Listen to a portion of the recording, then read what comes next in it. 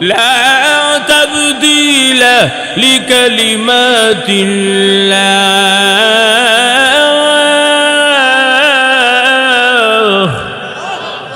আল্লাহর কথার কোনো পরিবর্তন হতে পারে না।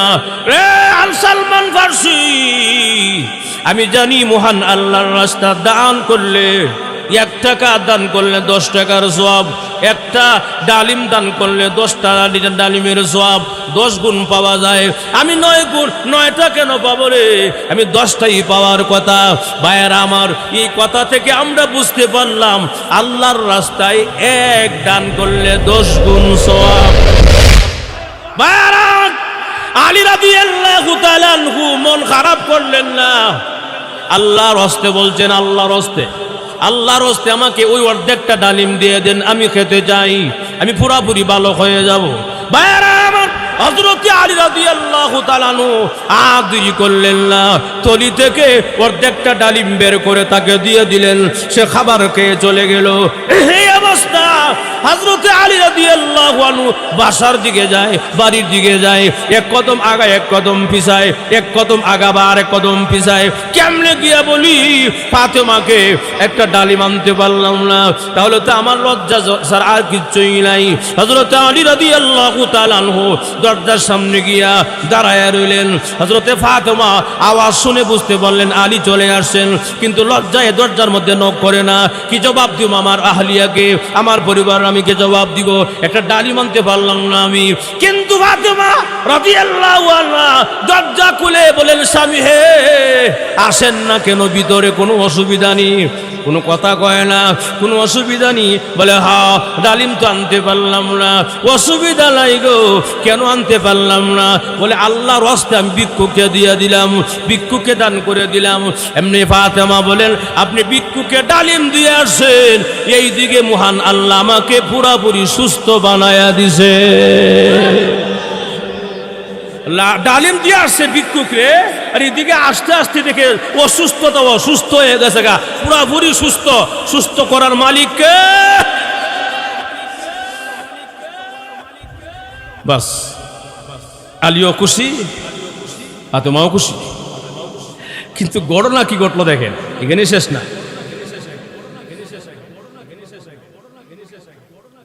দরজার মধ্যে কিছুক্ষণ পর একজন মুসাফির নক করতেছে, দরজা খুলেন। কে? আমি সালমান ফারসি। সুবহানাল্লাহ না, সালমান ফারসি রাসূলের সাহাবী আসছে। আলী রাদিয়াল্লাহু দরজা খুলে দিলেন। দরজা খুলে কয়, আমার মাথা থেকে বুঝাটা লামান, আমার মাথা ওজনে ভাইতে যেতেছে গা। সুবহানাল্লাহ জোরে বলেন। কি মাথা কি তোমার? মাথার মধ্যে আমার ডালিম, ডালিম। সুবহানাল্লাহ নাই। হযরত আলী রাদিয়াল্লাহু তাআলা আনহু মুস্কি মুস্কি হাসে আর কয়, 1-এ 10। সুবহানাল্লাহ। আল্লাহর রাস্তা যদি কেউ 1 টাকা দান করে 10 টাকার সওয়াব হয়ে যায়। 1 গুণ দান করলে 10 গুণের সওয়াব পাওয়া যায়। আলী আর বুঝার বাকি নাই। সালমান ফারসি রাদিয়াল্লাহু তাআলা আনহু উনি যখন নাকি মাথা থেকে বোঝাটা নামাইলেন, নামায়া বললেন, ডালিম নেন, গন্যালন 1 2। হযরতে আলী গনতেছে, কিন্তু সালমান ফারসি গনে না। আলী গনতেছে, দেখি আমার নি না আবার আর কেউ? আমার নিয়ে তুমি বুঝবা কেমনে? আমি বুঝবো, আমার একটা মাপ আছে। সুবহানাল্লাহ না। 1 2 3 4 5 6 7 8 9 9টা দি আর একটা কো। সুবহানাল্লাহ না, এটা আমার না। আমার ডালিম বলে 9টা ওর কথা না, এটা আমার না। না অন্য কোথাও মনে হয় রসুল, আল্লাহ রসুল মনে অন্য কোথাও কেউকে দিছে। আমার না ডালিম, এটা আমার হতে পারে না, আমার 9টা হবে না। কেমন ইমান দেখেন। সুবহানাল্লাহ না। কেউ একজন দিয়ে জায়গা, আরেকজন ইশারা দিলে জায়গা। বুঝলাম না, অসুবিধা দিচ্ছেন না? হ্যাঁ,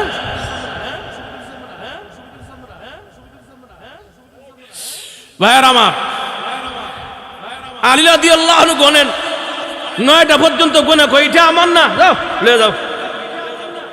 সালমান ফারসি কয়, বাপ রে, তোমার যে শক্ত ইমান, নাও। আর একটা রাখছিলাম আমার বগল তলিতে, দেখি তোমার পরীক্ষা করিয়া। সুবহানাল্লাহ। ভাইরা আমার, ইয়ামরি আলী রাদিয়াল্লাহু তাআলা আনহু বলেন, আমাকে মহান আল্লাহ রাব্বুল আলামিন, আমার আল্লাহর কথা কোনো পরিবর্তন নাই, রাসূলের কথারও কোনো পরিবর্তন। আরো জোরে কোন প্রত্যেকে উলাইকা হুমুল মুমিনুনা হাক্কা, তারাই হলো প্রকৃত মুমিন। সুবহানাল্লাহ জোরে কোন। লাহুম দারাজাতুন ইনদা রাব্বিহিম ওয়া মাগফিরাহ ومغفرة ورزق كريم।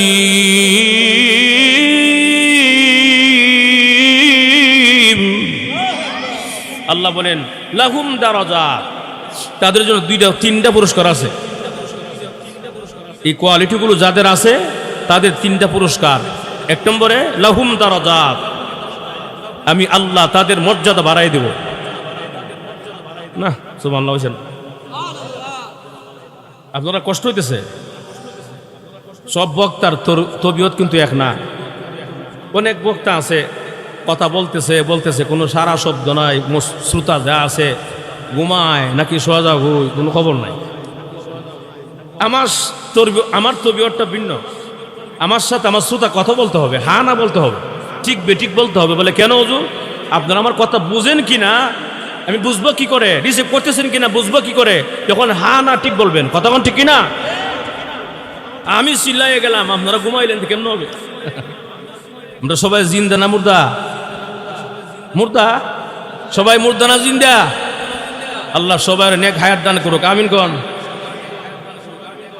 আল্লাহ বলেন লাহুম দারাজাত, এক নম্বর পুরস্কার হলো আমি আল্লাহ তাদেরকে আমার মর্যাদা বাড়ায় দেব।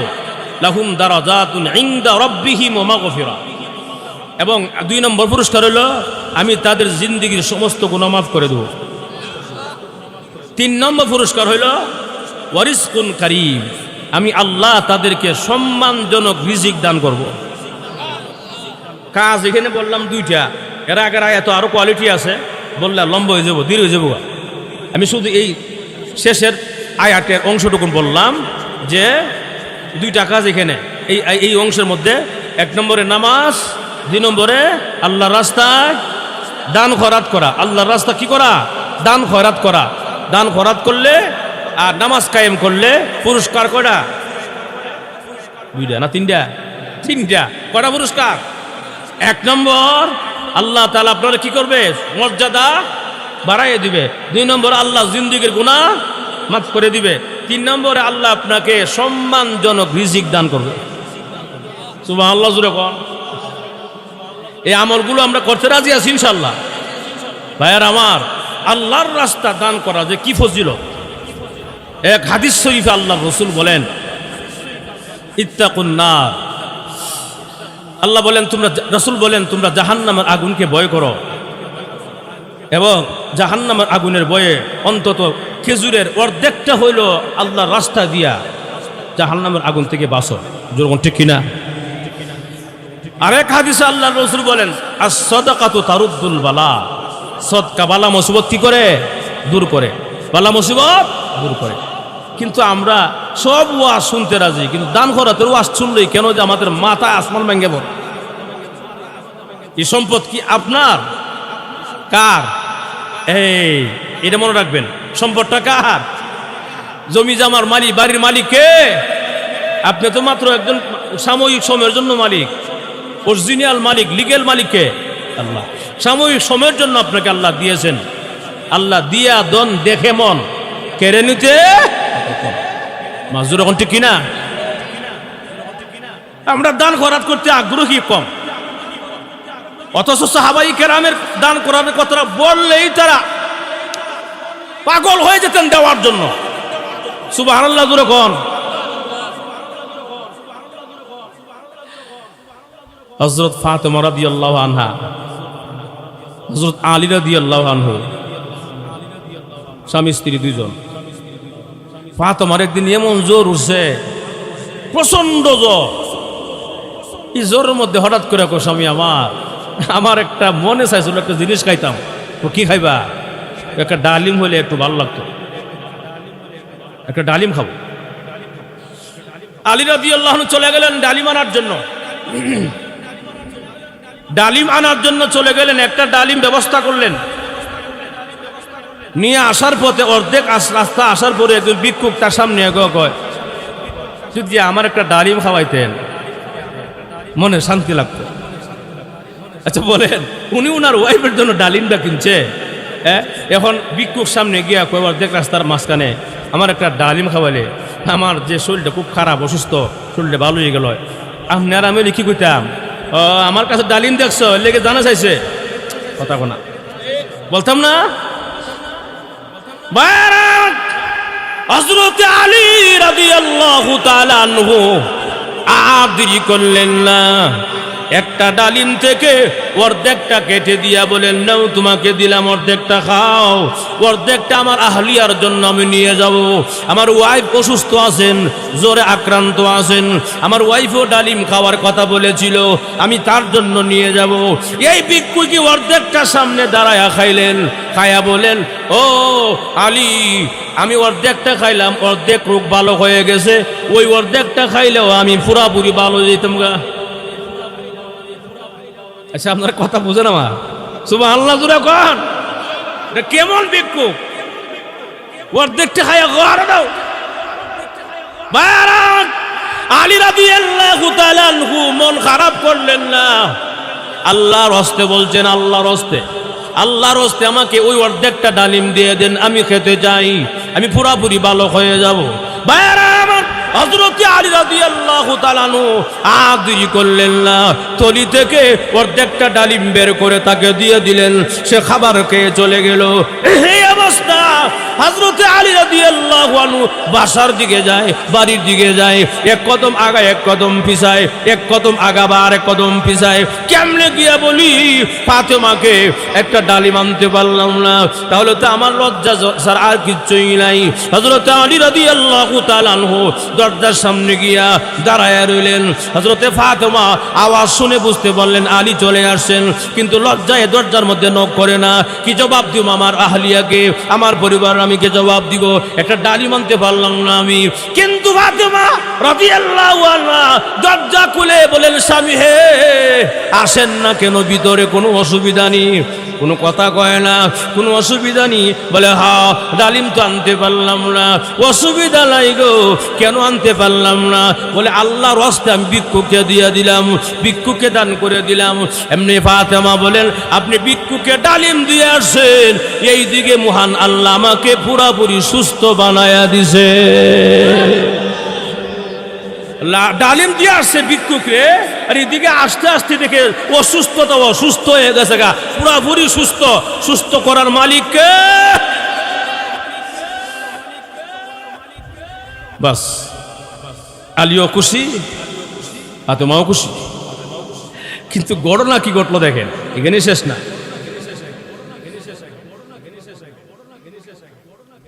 দরজার মধ্যে কিছুক্ষণ পরই একজন মুসাফির নক করতেছে, দরজা খুলেন। কে? আমি সালমান ফার্সি। সুবহানাল্লাহ না, সালমান ফার্সি রাসূলের সাহাবী আসছে।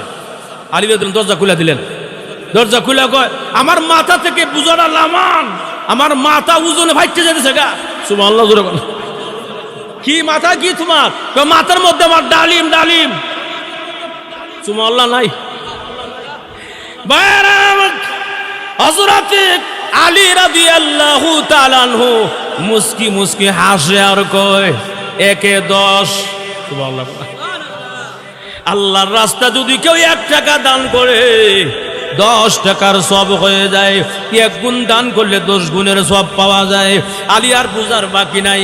সালমান ফার্সি রাদিয়াল্লাহু তাআলা আনহু উনি যখন নাকি মাথা থেকে বোঝাটা নামাইলেন, নামায়া বললেন, ডালিম নেন, গন্যালন 1 2।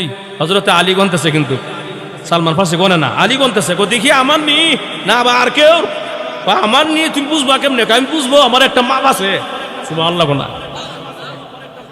1 2 3 4 5 6 7 8 9 9টা দি, আর একটা কো।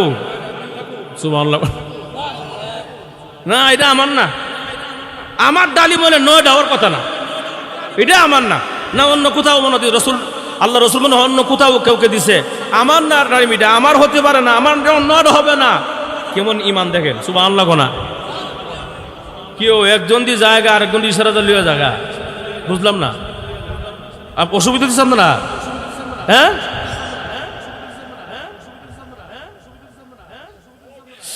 ভাইয়ার আমার, আলী রাদিয়াল্লাহু আনহু গনেন 9টা পর্যন্ত গোনা, কইটা আমার না, যাও লয়ে যাও। সালমান ফার্সি কয়, বাপ রে তোমার যে শক্ত ইমান, নাও। আর একটা রাখছিলাম আমার বগল তলিতে, কই দেখি তোমার পরীক্ষা কইরা। সুবহানাল্লাহ। ভাইয়ারা আমার, আলী রাদিয়াল্লাহু তাআলা আনহু বলেন, আমাকে মহান আল্লাহ রাব্বুল আলামিন, আমার আল্লাহর কথা কোনো পরিবর্তন নাই, রাসূলের কথারও কোনো পরিবর্তন। আরো জোরে কোন, লা তাবদীলা লিকালিমাতিল্লাহ,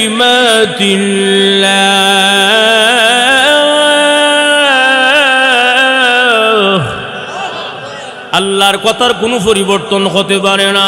রে আল সালমান ফার্সি, আমি জানি মহান আল্লাহর রাস্তা দান করলে, 1 টাকা দান করলে 10 টাকার সওয়াব, একটা ডালিম দান করলে 10টা ডালিমের সওয়াব 10 গুণ পাওয়া যায়।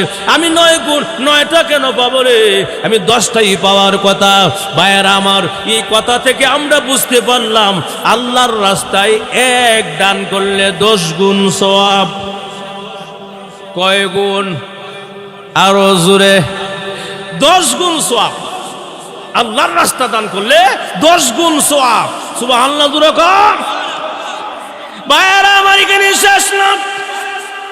আল্লাহর রাসূলের একজন সাহাবী আল্লাহর নবীর দরবারে গিয়া নালিশ করলেন, ইয়া রাসূলুল্লাহ, ইয়া হাবিবাল্লাহ, আল্লাহর নবী গো, একজন সাহাবীর খেজুর গাছ আমার বাড়ির উপর দিয়া পড়ে আছে, আমি তার জন্য আমার বাড়িটা করতে পারতাছি না, ওয়াল সোজা করতে পারি না, খেজুর গাছের জন্য কাটতেও পারি না, অসুবিধা হয়। আবার এটাকে আমি ওয়াল তুলতে পারতাছি না, গড় তুলতে পারতাছি না। আকা নবীজি, এই খেজুর গাছ থেকে যখন পাকনা খেজুর পরে নিচে জোরে পড়ে যায়, এই খেজুরগুলো আমার সন্তানরা খায়, খেয়ে ফেললে এই লোকটা এসে আমার সন্তানগুলোকে মারধর করে, এমনকি যেই খেজুরগুলো আইসা মুখের মধ্যে পায়, আঙ্গুল দিয়া কুচায়া খেজুরগুলো বের করে নিয়ে যায়। আমি বাবা হয়ে সহ্য করতে পারি না। জোরে কোন সুবহানাল্লাহ। অকালবেজি, আপনি কি একটু মেহেরবানি করে এই খেজুর গাছটা আমাকে ক্রয় করে দিবেন গো? আপনি দেন না গো নবী, আমারে ক্রয় করে। বাবা হইয়া সন্তানের এমন দৃশ্য দেখে আমি সহ্য করতে পারবো না গো। আল্লাহর রাসূল বললেন, আচ্ছা তুমি বসো। এই লোকটাকে খবর দিয়ে নিয়ে আসলেন, এবং সেও রাসূলের সাহাবী, কিন্তু প্রকৃত সাহাবী নয়, মুনাফিক মার্কা। কথা বল, মুনাফিক মার্কা সাহাবী। উনি বলেন, উনাকে আনার পরে বলেন, কিরে সাহাবী, তোমার খেজুর গাছটাতে ওনার বাড়ির মধ্যে ঝুঁকে পড়ে আছে বাঁকা হইয়া, খেজুর গাছটা তুমি ওনাকে দিয়ে দাও, সৎকা করে দাও, দান করে দাও, আর না হয়তো বিক্রি করে দাও। না, আমার খেজুর গাছ আমি বিক্রি করবো না, আমার বাচ্চারাও খেজুর খেতে পছন্দ করে। বাহানা দিয়া আল্লাহ নবীর দরবার থেকে পিছন দিক দিয়া চলে গেল। মুনাফিক মার্কা। কথা বল, রাসূলের কথাকে সে অবমূল্যায়ন করলো, রাসূলের কথাকে মূল্যায়ন করে নাই। ভাইয়ের আমার, শেষ পর্যন্ত যখন নাকি এই কথা বলে চলে যায়, এমনি আল্লাহর রাসূল আরেকজন সাহাবী পাশে ছিল, তার নাম আবু দাহদা রাদিয়াল্লাহু তাআলা আনহু। উনি দৌড়ায়া ওই সাহাবীর পিছন ধরলেন, গিয়া বলেন, ও খেজুর গাছের মালিক, তোমার খেজুর গাছ আমার কাছে বিক্রি করবানি? না, যদি আমি একটা শর্ত দিই মানবা কিনা বলো? আমার একটা খেজুর গাছের বাগান আছে, একটা বাগানের মধ্যে 600 খেজুর গাছ। সুবহানাল্লাহ। একটা বাগানের মধ্যে কয়শো খেজুর গাছ? 600 খেজুর গাছ। আবার বাগানের ভিতরে একটা গড়ও আছে। কি আছে? গড় আছে, একটা জাঁকজমকপূর্ণ একটা গড়, সুন্দর গড়ও আছে। উনি বলেন, হযরত দাহদা রাদিয়াল্লাহু তাআলা আনহু উনি বলেন, আমার কাছে বিক্রি করবা এই খেজুর, তোমার একটা খেজুর গাছের বিনিময়ে আমি 600 খেজুর গাছের বাগান দিয়ে দিব। না সুবহানাল্লাহ জোরে কোন। একটা খেজুর গাছের বিনিময়ে কয়টা? 600 খেজুর গাছ, আবার একটা গড় সহ ফ্রি। মাজুরে ঠিক কিনা? কয় আমার লাগে মস্কারি করো, হ্যাঁ মস্কারি করো আমার লাগে। কেন? আমার একটা খেজুর গাছ তুমি 600 খেজুর গাছ নিয়ে যাবে, আমার লাগে মস্কারি করো। দিবা কি না? দিবা তো না, ওই মস্কারি করো কেন? না মস্কারি না, সত্যি বলছি, যদি একটা খেজুর গাছ দিয়ে দাও আমি 600 খেজুর গাছের একটা বাগান, একটা ঘর সহ তোমার কাছে দিয়ে দিব। ঠিক আছে না? তখন যদি সত্যি হয়ে থাকে নাও দিলাম। ও ঠিক আছে, একটা খেজুর গাছ দিয়ে দিলাম, 600 খেজুর গাছের একটি বাগান সহ ঘর সহ নিয়ে নিলাম। সুবহানাল্লাহ বল। ভাইয়ারা আমার গভীর মনোযোগ দেন। খেজুর গাছটা ক্রয় করার সঙ্গে সঙ্গে হযরত আবু দাহদা রাদিয়াল্লাহু তাআলা আনহু আল্লাহর নবী দরবারে গিয়া হাসতে হাসতে আল্লাহ নবী দরবারে গিয়া বলেন, ইয়া রাসূলুল্লাহ, ইয়া হাবিবাল্লাহ, আল্লাহর নবী গো, খেজুর গাছটা আমি কিনে ফেলছি। সুবহানাল্লাহ বলা। গিয়া দেখে ওই লোকটা ওইখানে বসা, যে এই লোকটা বলছিল ইয়া রাসূলুল্লাহ আমার খেজুর গাছটা আপনি ক্রয় করে দেন। সাহাবীকে বুঝায় বলেন, এই লোকটাও বসা। এমনি হযরত দাহদা রাদিয়াল্লাহু তাআলা আনহু বলেন, আল্লাহর নবী গো, আমি খেজুর গাছ কিনে নিয়ে আসি, নেন গো নবী নেন। আল্লাহর রাসূল বলেন, না আরে সাহাবী, তোমার খেজুর গাছটা নিয়ে আসছে, নাও তোমার খেজুর গাছ তোমাকে দিয়ে দেওয়া হলো। হযরত দাহদা রাদিয়াল্লাহু আনহু বলেন, নাও একটা খেজুর গাছ নিয়ে নাও, আজকে থেকে এই খেজুর গাছের মালিক তুমি, খেজুরের মালিক ও তুমি, এই সব কিছুর মালিক তুমি, তোমাকে বানায়া দিলাম, কেউ কিছু বলবে না। যুরকন সুবহানাল্লাহ। এই কথা বলার পরে হযরত দাহদা রাদিয়াল্লাহু আনহু চোখের পানি এখন ছেড়ে দিয়া আল্লাহর নবীকে বলেন, আল্লাহর নবী গো, 600 খেজুর গাছ একটা বাগান, একটা খেজুর গাছের জন্য আমি দিয়া দিলাম গো নবী, আপনার ভালোবাসার মহব্বতে। সুবহানাল্লাহ।